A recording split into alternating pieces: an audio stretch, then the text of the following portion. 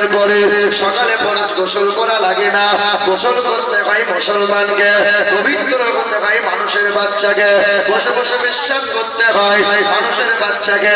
গরু ছাগলের বিশ্বাস করে পানি নিতে হয় না, কারণ গরু ছাগলের জন্য জান্নাত নাই, জাহান্নাম নাই। মানুষের জন্য জান্নাত, মানুষের জন্য জাহান্নাম।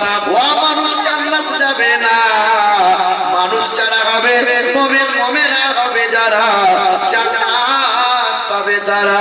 গরু ছাগল কুকুর বিড়াল ছোটবেলায় মায়ের পিছনে পিছনে ঘরে স্তনে দুগ্ধ পান করে, ওই গরু ছাগল কুকুর বিড়াল একটু বড় হয়ে যায় আর মা বাবাকে খেতে পড়তে দেয় না, আর মা বাবার সঙ্গে সম্পর্ক রাখে না।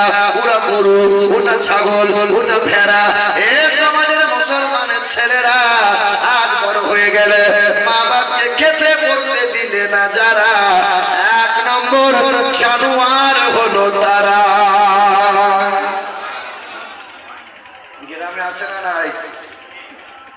মা বাবাকে খেতে পড়তে দেয় না, এরকম মাল নাই।